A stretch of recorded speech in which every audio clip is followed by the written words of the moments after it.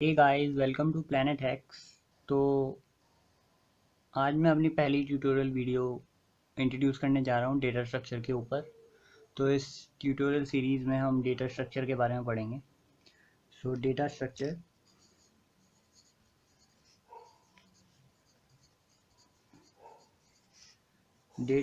को हम दो वर्ड्स की हेल्प से समझ सकते हैं।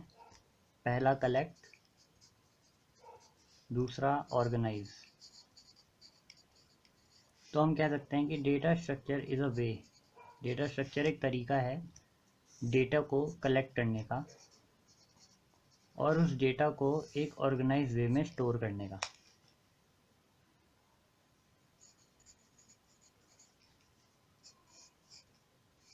So in simple terms, we can say that data structure is a way of collecting data in a organized order or organized manner.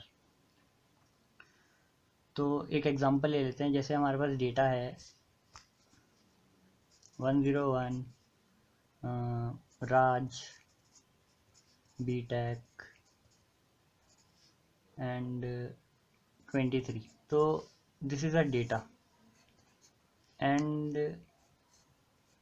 It is not in organise manner, और यह भी organise manner में नहीं है। तो जब हम इस डेटा को एक ऑर्गेनाइज मैनर या ऑर्गेनाइज वे में स्टोर करेंगे तो एक डेटा स्ट्रक्चर बन जाएगा।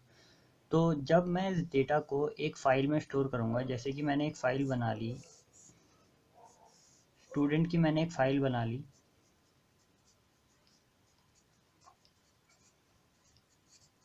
जिसमें मैंने नेम दिया है, फिर आईडी दिया है, फिर मैंने कोर्स दिया है और फिर मैंने एज दिया है। तो जब मैं इस डेटा को इस फाइल में स्टोर करूँगा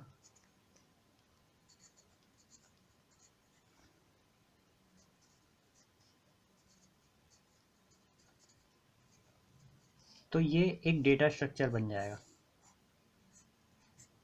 तो again we can understood that data structure is a way to collect data in a organized manner। तो हमने इस डेटा को एक ऑर्गेनाइज वे में फाइल में स्टोर किया है। तो अब हम कह सकते हैं कि ये जो डेटा है और ये जो फाइल है ये एक डेटा स्ट्रक्चर है। तो ये एक एग्जांपल था।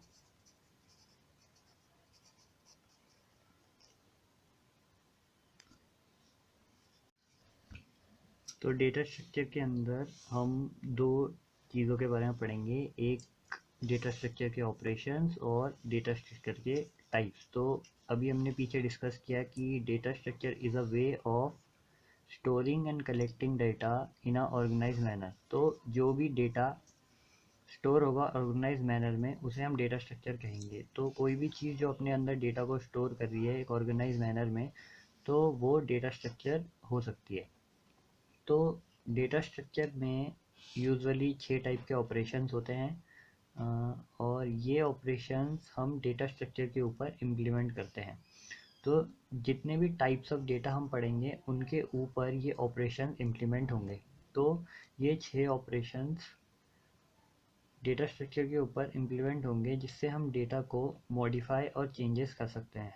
तो ऑपरेशंस हैं insertion, deletion, sorting, sorting, merging, traversing. तो जो इंसर्शन ऑपरेशन है वो हमें हेल्प करेगा अपने डेटा स्ट्रक्चर के अंदर डेटा को इंसर्ट करने के लिए। तो अगर हमें अपने डेटा स्ट्रक्चर में डेटा को इंसर्ट करना है तो हम इंसर्शन का यूज़ करेंगे। ऐसे ही अगर हमें कुछ डिलीट करना है तो हम डिलीशन का यूज़ करेंगे। अगर हमें कुछ डेटा स्ट्रक्चर के अंदर डेटा को सर्च करना है तो हम सर्चिंग का यूज़ करेंगे। अगर हमें डेटा स्ट्रक्चर के अंदर जो भी डेटा है उसे असेंडिंग या डिसेंडिंग ऑर्डर में अरेंज करना है तो हम शॉर्टिंग का यूज़ करेंगे। अगर हमें दो डिफरेंट डेटास को आपस में कंबाइन या ज्वाइन करना है या फिर डेटा स्ट्रक्चर को डिफरेंट डेटा स्ट्रक्चर्स को आपस में ज्वाइन करना है तो हम मर्जिंग का यूज़ करेंगे। और अगर हमें अपने डेटा स्ट्रक्चर में जो डेटा है उसे डिस्प्ले करना है कि वो यूज़र को कैसे डिस्प्ले होगा तो उसके लिए हम ट्रैवर्सिंग ऑपरेशन का यूज़ करेंगे। तो ये जितने भी ऑपरेशंस हैं ये सब डेटा स्ट्रक्चर के ऊपर इम्प्लीमेंट होंगे। जो हम उसके टाइप्स पढ़ेंगे, ये सारे जो टाइप्स हैं डेटा स्ट्रक्चर के, इसके ऊपर ये सारे ऑपरेशन इम्प्लीमेंट होते हैं। तो डेटा स्ट्रक्चर बहुत सारी लैंग्वेजेस में इम्प्लीमेंट होता है और बहुत सारी लैंग्वेजेस की हेल्प से भी ये पढ़ाया जाता है, like Python, C plus plus, Java and C. तो मैं आपको data structure using C language पढ़ाऊँगा कि हम सी लैंग्वेज से कैसे डेटा स्ट्रक्चर को इम्प्लीमेंट करेंगे। तो डेटा स्ट्रक्चर यूजुअली दो टाइप का होता है, एक होता है बिल्ट इन और एक होता है यूज़र डिफाइन।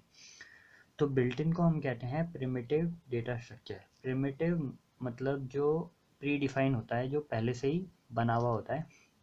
तो हमने सी लैंग्वेज में ये सारे डेटा टाइप पढ़े हैं।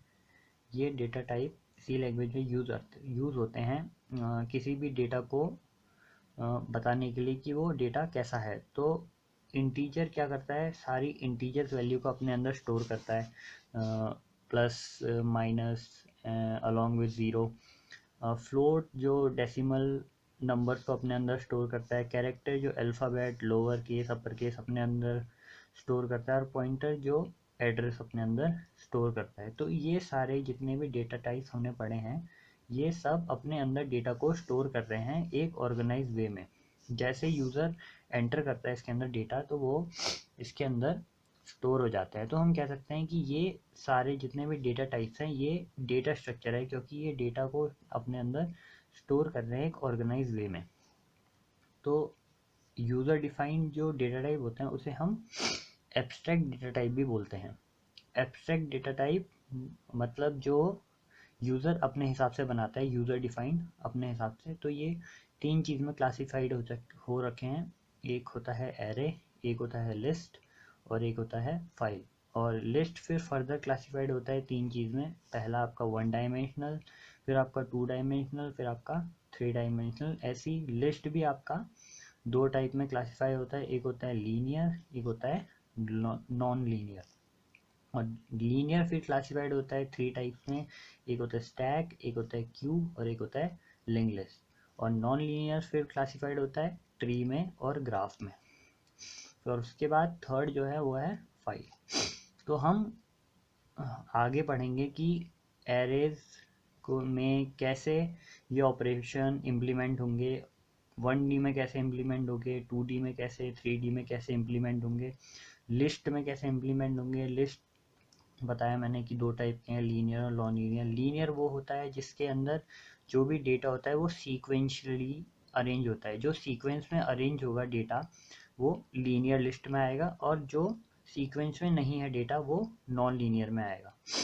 और उसके बाद आता है फाइल। तो हम आगे पढ़ेंगे कि हम सी लैंग्वेज में फ़ाइल को कैसे क्रिएट कर सकते हैं, उसमें कैसे डेटा को स्टोर करेंगे, कैसे डेटा को डिस्प्ले करेंगे, कैसे शॉर्ट करेंगे, सब मैं आपको आगे पढ़ाऊँगा।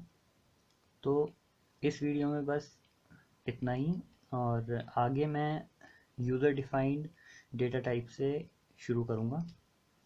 Thanks for watching, and please subscribe Planet X for more videos. Thank you.